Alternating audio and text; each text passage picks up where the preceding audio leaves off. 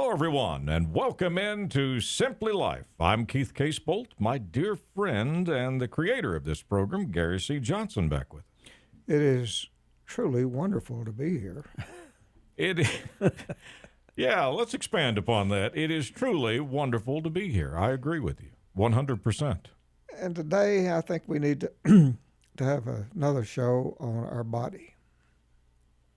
Yes, I agree with you again. Because it is we only have one. It's a proven fact. And it has to last us for the rest of our life, right? Indeed. But yet we don't take care of it as though it's going to last. We, for some reason, can't imagine 5 years from now what condition our body is going to be in. Mm-hmm. And we don't take responsibility for making sure that it works 5 years from now. So, folks, my friends, the future you is depending upon you to give you a future. And if you don't do it today, the future you will not be able to do anything. So your body, it houses your brain, which you are your brain. The good Lord gave you a system that works. It gave you something that's self-sufficient. It's got its own, it makes its own electricity, your body does. For your nerves, it makes its own food. It has actually an oven. Yeah. That transfers food into energy so that you can live. It transfers your lungs, transfers the air you breathe into oxygen and puts it into your blood so you can live. Think how complicated your body is, my friends. And if you realize how complicated it is, just think about it. He gave you kidneys to get rid of waste. Gave you a bladder to store it so you don't drain all the time. Now think of the genius of how your body is made. Everything has been thought out, planned. It is a true work of art, every single body. Your body is a work of art. It is the most efficient machine that will ever be built in eternity. But yet we ignore trying to take care of it. We feed it too much food. Wrong food. We don't exercise it. Right.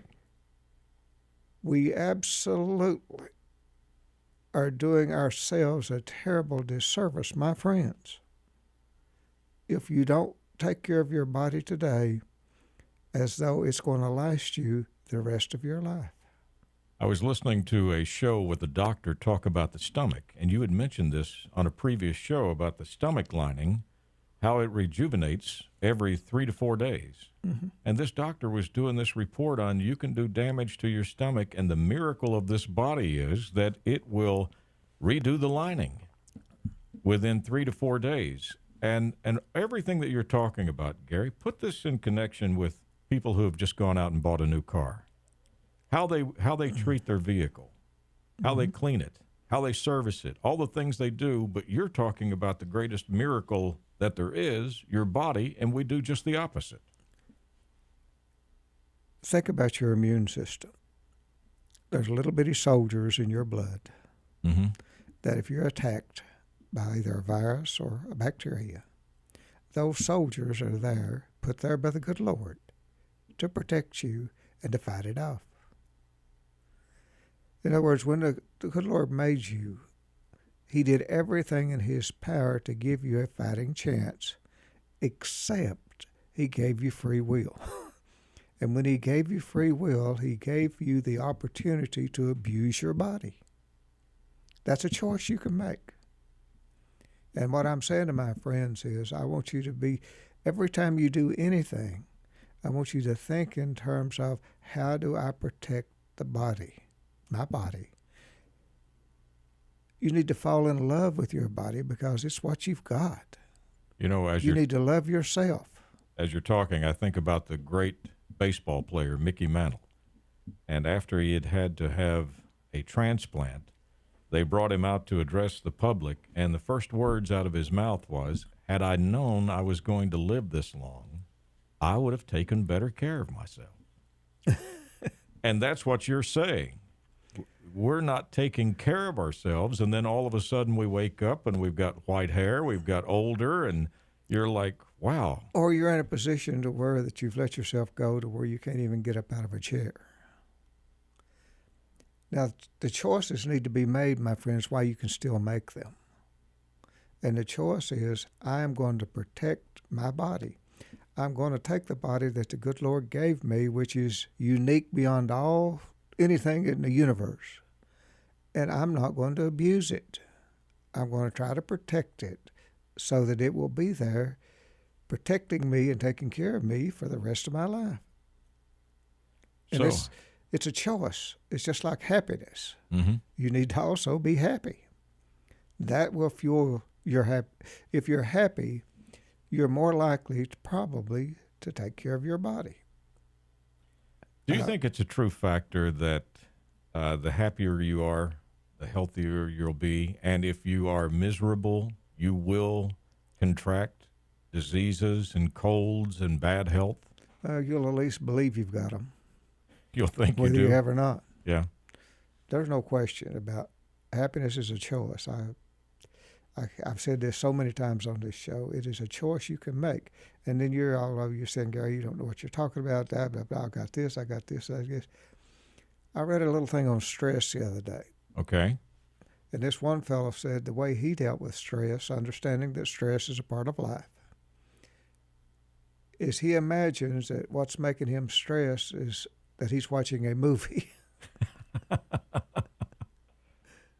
And he's just going to let it play out. Until the movie's over. Until the movie's over. Then the stress goes away. Yeah. Well, he wasn't even going to be stressed in the meantime. He was just going to imagine it really wasn't him.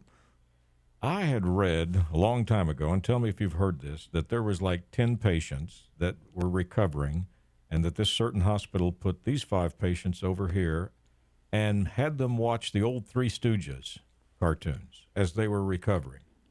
The others didn't have any comedy or laughter, and the 5 that saw the Three Stooges and the comedy and laughter all healed quicker and got better faster than the other 5. It's a known fact that laughter is not only good for the soul, it's good for the body. Happiness is not only good for the soul, it's good for the body. Negativity will tear you down. It will make you sick. If nothing else, it will make you believe you're sick, which is the same thing. It's the end result. If you believe it, it's true, right? That's right. Perception is reality. How many times have we said that? I mean, it's true. If you perceive that you're sick, you will be sick. You know, there was an old episode on the Andy Griffith Show. You remember when the lady got the little sugar pills, but she had to have her pills or she would get sick, and the druggist took them away, and she went to her bed and told everybody she was going to die and was deathly ill, and the druggist come over and gave back her sugar pills, and she immediately healed. Mm-hmm. Had nothing to do with the medicine.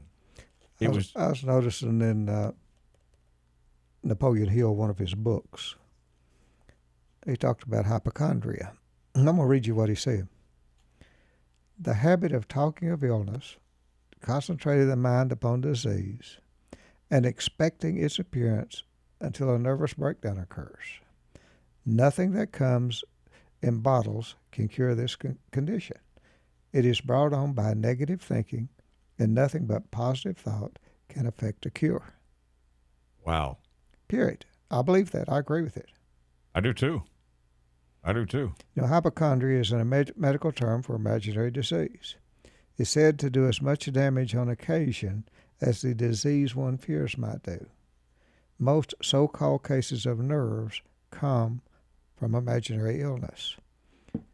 And it's easy to fall into that trap. And exercise Any type of exercise is good for you. You know, you have fear of ill health, and it often interferes with proper exercise and results in our letting our body go and become just type 2 diabetes and all kinds of things, high blood pressure, all of those things to a certain extent can be avoided if we understand, my friends, how important it is to take care of our body today so that our body in the future us will be there for us to use. Well, I got to ask you a tough question. In today's time, have we gotten to the point, instead of doing the things that you're talking about, exercising and all of that, have we got to the point where we've said, well, there's a pill that will fix whatever I do? If I do damage and I get high blood pressure, I'll take a pill. If I get high cholesterol, I'll take a pill. But never addressing what you just said from that book about taking the body out for a walk, exercising it, and changing the fuel that you put into the body. I guess what I'm saying to my friends is we all know when we're not doing what we should do. Down deep. Do you agree with that? Oh, you time and time again, you get me. I'll come to you with a question, and I'll say, Gary, here's the facts, blah, blah, blah. Here's what's going on. What should I do? And you'll look at me and say, what do you think you should do? And what you're trying to tell me is ultimately, we all pretty much know the answer. And my friends, when you feel like you don't want to exercise, that's the time to do it. I promise you, absolutely promise you, that if you feel like you're not going to exercise, you're too tired or whatever, and you do it, that you will feel better afterwards. What I get a kick out of is that chatterbox that you talk about. Mm-hmm. You can want to go take a walk, and the chatterbox will say, no, you don't want to do that. You're tired. The couch feels good. There's a good show coming on. All these things come out. But if you overrule the chatterbox and you go out and you take that walk, as soon as you're done with the walk, the chatterbox goes, man, didn't that feel good? That's right. You're very pleased with yourself. Aren't you glad you took that walk? You ought to do that every day. Now, folks, you want to know, well, why is Gary off on this thing? Well, I'm going to tell you, I'm going to fess up. I got on a scale this past weekend, and I was up some pounds. And I realized I have fallen into that trap of not doing what I should be doing as far as eating and exercising to protect my body. And I said to myself, I'm going to talk to my friends about this, and maybe I'll get a little encouragement here. That because it'll sneak up on you. Even if you know better, it'll sneak up on you. So my friends, remember your body. You need to love it. You need to treasure it. It is an amazing machine. Amazing. When you use those words, there's one word that we haven't used that I think is missing, and that is respect. Basically, what you're telling us is we have a lack of respect for this miracle that we're walking around in. We truly don't appreciate the gift that was given to us. Mm-hmm. We were given a mind, which is who we are, is our mind. And we were given this body to carry our mind around. And we do not understand how important it is to take care of that body to protect the mind. For some reason, there's a disconnect. Yeah. Everything we are, everything we believe, everything we think comes from a 3-pound brain. It's us. That brain needs protection. It needs the body, which it has to depend upon for its nutrients to survive, to be taken care of. It needs you to take care of your body. And if you do take care of your body, it will give you a lot of rewards by making you feel good. It'll give you a little dopamine to make you proud. So it'll even make you prettier. Back to the car that we were talking about. The car has an engine. But if you don't change the tires and you don't change the oil and you don't do all the other things and take care of it, the engine is not going anywhere. Right. If you don't have tires, the engine's worthless. And that's the body. Right. And that's why I wanted to do it. Is to talk to my friends about it, since I myself had fallen by the wayside. I'm back on track now, and I hope I will stay on track. And if I don't stay on track, I'll come and tell you folks about it, and maybe you can talk me into it again. Well, the sad thing is, Gary, when the damage is done, you hear people say these words, I would give anything if I could be able to do this again, or I would give anything if I could only. You're saying right now you don't have to give everything or anything. Just do the right thing. It's like I was reading that article on this young person, I think it was about 25 years old, that went to this COVID party, which is where they go where somebody's affected to see if they can get it for some reason. Craziest thing I've ever heard of. And this person was on, they took him off a ventilator so they could die, this 25-year-old, and he looked up and he said, I guess I made a mistake. Duh. Words of wisdom? Yeah. Now, this is a young, healthy 25-year-old who has this miracle, has this gift, has everything you've just talked about, and whether he thought it was funny or whether it was a joke. To have a party to get some liquor and to put... Yeah. Goes out and risk his life and the lives of people around him, and he ends up dead because of it. And it's untold how many other people he would have infected. But I guess the point I'm making is take care of your body. Don't do anything stupid if you can keep from it. Understanding. We are human beings. And with being human comes a lot of frailties. One of which is sometimes we do stupid things. And anybody that's never done anything stupid, raise your hand. Yeah, you're not going to see any hands. Listening. Sometimes we'll even fight for the right to do stupid stuff. Oh, yeah. Not just the fact that we'll do it, we'll actually fight to be able to do stupid things. But my friends, this week, take care of your body. And next week, take care of your body. And for the rest of your life, take care of your body. Yeah. You know, in your profession, it's got to be heartbreaking when you see people walk through your door that were healthy, that were able to enjoy life, enjoy their grandchildren, children. They were able to do activities, and they walk in and they're broken, and they can no longer do that. Injured, and don't have the hope of ever doing it again. That's got to be one of the saddest things that you can ever witness. Well, that comes with being a personal injury attorney. Mm-hmm. That's our clients. My clients aren't the athletes and the other people out there. My clients are people that have been hurt through no fault of their own. So that's the sad thing. Here's people trying to take care of themselves. They're trying to protect themselves, and then at no fault of their own, it's taken away from them. And, you know, we talked a little bit on a TV show about personal injury. Since you brought it up, I might as well talk to you about it. There's a reason it's called personal. It's to the person. It's to the person, yeah.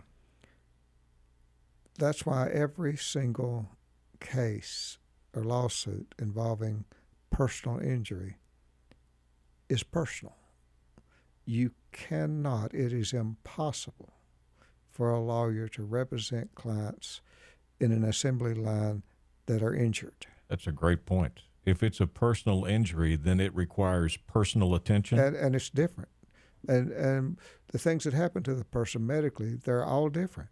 It is amazing the different things that can happen.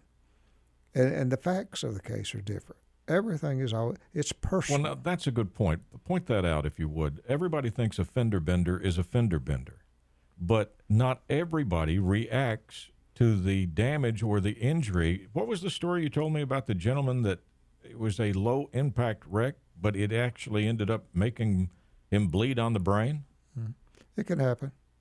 So here's a prime case that there are differences in everything.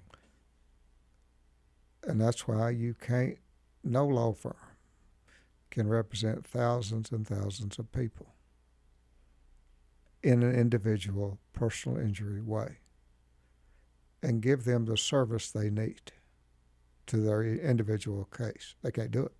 I don't care what they say. They say, we're the biggest and we're the biggest and we're the biggest. That's fine. But you're not the best if you're the biggest. Wow, that's a good point. That's a big point. But that's enough on that. Back to the body. We're Okay. going to take care of our bodies this week, right?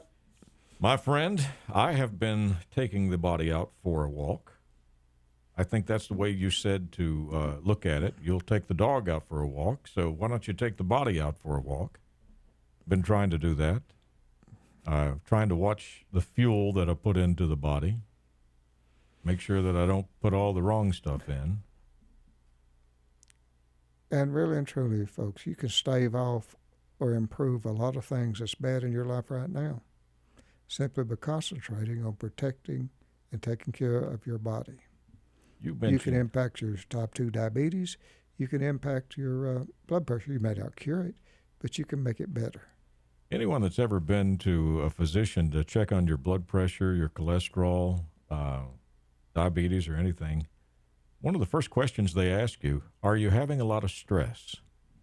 And you mentioned there's going to be stress, but it's the way that you handle the stress that can cause you a lot of problems. And any of you, if you got really bad stress right now, just sit back and say, okay, I'm just going to watch this movie. It's not really me that's involved in this. Let's see if it helps. And see if the movie goes off and you're okay. Yeah, because you're going to live anyhow. How many times have I said on this program, if they can't kill you and put you in a pot and cut you up and eat you, you can handle about anything else. I love giving that advice when people ask me about it. I've had so many people say, you've done the show with Gary for so many years. What's the greatest thing he's ever told you? And I repeat it. If they don't kill you and put you in a pot and eat you, we can take care of everything else. We can handle it. And everybody looks at me like, that's it? That's the greatest thing that you've learned in 20 plus years? Yeah, because you're putting it in perspective. Worst case scenario, right? But that's the worst thing that could possibly happen to you. And if that's not going to happen, you can deal with everything. And on everything else, think of the absolute worst case scenario for anything in your life that you're worried about, and then figure out a way to deal with it, and the stress will go away. That was a great lesson. The worst thing will never happen, but imagine the worst and look at and say to yourself, could I handle this if this happens? And you'll be amazed how you'll say, yeah, probably can. Well, you'll even start working out ways to handle it, won't you? Mm-hmm. You'll start working out a game plan to say, if this does happen, here's the steps I'm going to take. Here's what I'm going to do to combat it. You'll come up with your own game plan. And in the meantime, my friends, be happy. My friend, thank you so much for giving us that advice. That's something that we can get started on this week. Gary said it right from the beginning of the show. Learn to love your body and respect it. It's the only one you're going to have. And it is a work of art. Any of you that have figured out how to get a second one, please call us and let us know how that works, because we haven't seen it. You can catch Gary's television show Tuesday nights on WYMT, your CBS affiliate, at 7 o'clock. Central Kentucky replay is late night on WKYT. And if you're one of those people that get up early, how about on Monday mornings and Friday mornings, you join us on your Fox affiliate in Central Kentucky. We'll get your week started, or we'll get your week ended. You need to get in touch with Gary. It's GaryCJohnson.com. My friend, I feel better already, and I think after this program, I may just take the body out for a little walk. It won't hurt a thing. It may help. On behalf of Gary C. Johnson, I'm Keith Casebolt. We thank you so much for taking this time to meet with us again. And as always, Gary and I look forward to seeing you again next week, right here at this same time.